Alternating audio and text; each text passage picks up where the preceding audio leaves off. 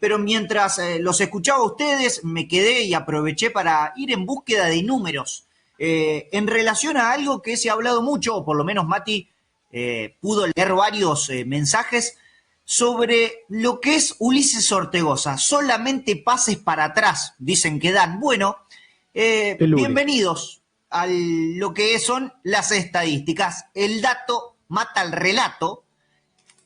Y me puse a compararlo a Ulises Ortegoza con el resto de los mediocampistas del fútbol argentino, porque en definitiva, en gran parte, uno tiene que ir por más ejemplo, allá de Blasi. ¿Cómo? Por ejemplo, con De Blasi. Sí, con De Blasi, con Y Belmonte, esa es una debilidad suya, ¿eh? Sí, De a mí, Blasi. Usted lo Pablo, quiere a De Blasi. me gusta y mucho. Sí, yo acompaño.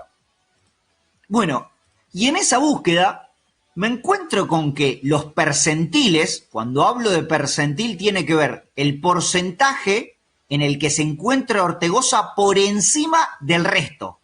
No es por encima de la media, sino por encima del resto.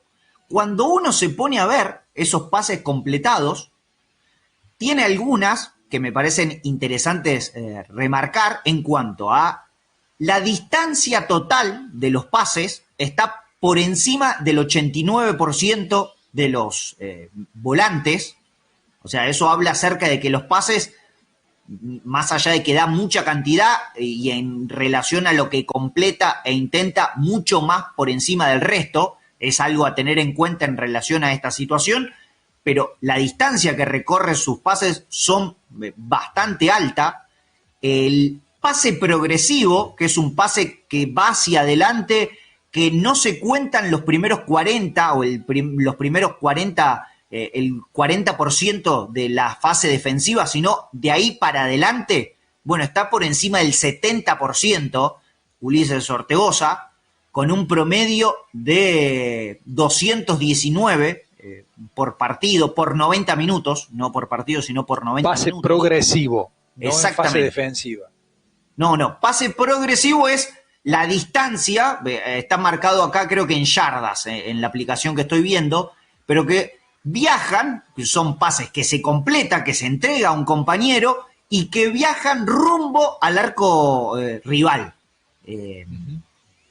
Y eso me parece que es interesante remarcarlo. Después, incluso cuando uno se pone a ver el percentil en pases completados e intentados y el porcentaje obviamente de acierto, en el corto, en el medio y en el largo, esas son las tres categorías, es muy bueno. Incluso Ortegoza es mejor con el pase medio o largo que con el pase corto, donde tiene un porcentaje, o por lo menos en esa medida, está en percentiles menores a comparación del resto. O sea, Ortegoza, cuando tiene que dar un pase más largo de lo habitual, un pase medio, que ya si lo tengo acá, viaja entre 15 y 30 yardas, es lo que me marca. Después haremos el pasaje a metros, pero la aplicación me lo marca en yardas. Y después, pases largos. Buscame, Mati, ¿cuántos metros es una yarda? Dale.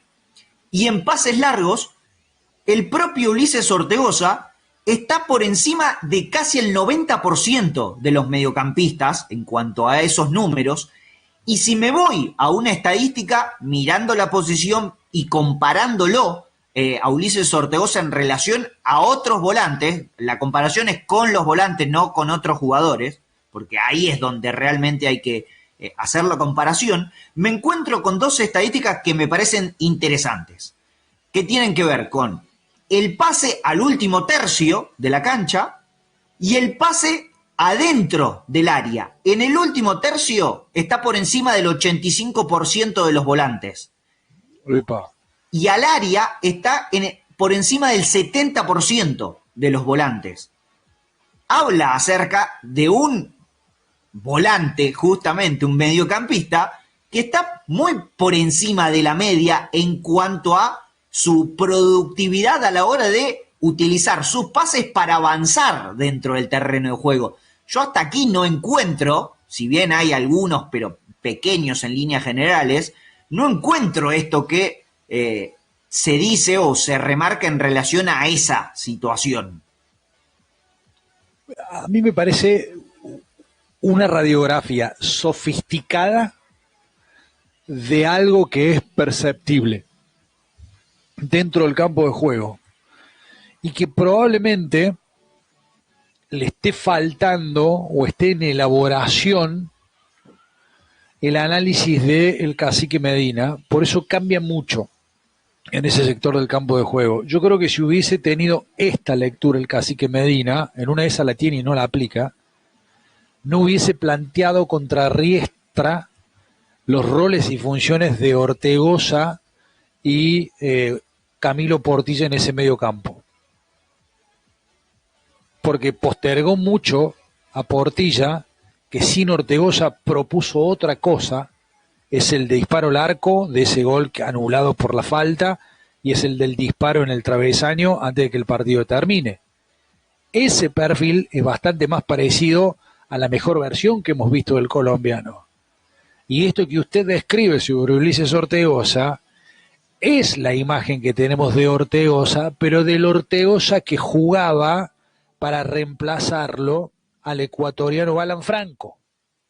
Esos volantes progresivos que tenía pegada, que inclusive llega y pisa el área del frente, son volantes con vocación ofensiva, no son volantes de corte. El que tiene Talleres en esa condición lo utiliza. Hoy como primer marcador central, hace un tiempo como segundo marcador central y hace mucho tiempo como lateral izquierdo. Esto no aplica solamente a la era del Cacique Medina, estoy hablando de Portillo, que no ha tenido oportunidad de Talleres jugar en ese sector, lo trajeron con esa imagen. Incluso, pero el que tiene para jugar de eso ahí es Moyano, y una vez que lo recuperó después de las 4 fechas de sanción, ni siquiera lo probó los últimos 15 minutos. sí, por eso hay que ver esas características justamente, qué es lo que te conviene, qué jugador tener. Y yo hay otra situación que creo que hay que tener muy en cuenta y que creo que eso también expone un poco más. La posición que tiene el propio Ortegoza es una zona donde va a tocar mucho la pelota, más como juega Talleres. Entonces, se amplía mucho más el aspecto, la cantidad de pases que puede llegar a tener ese jugador, el estilo de pases, y entonces quizá vos le ves, como lo ves con tanta continuidad, decís, che, tira todos los pases para atrás, sí, pero la toca un montón de veces. El análisis no puede ser tan lineal, y si incluso me pongo a ver la data y va hacia el otro lugar, incluso si tengo que ir a pases progresivos bien marcados, habla acerca de que está dentro del percentil de los 80% de los volantes. Bueno, creo que hay que mirar todo el panorama y no solamente quedarse con la maldita palabra llamada sensaciones. Bueno, y esto también habla quizás de por qué en esas lecturas hay un jugador que no está en la mira de muchos y de repente es captado por una selección.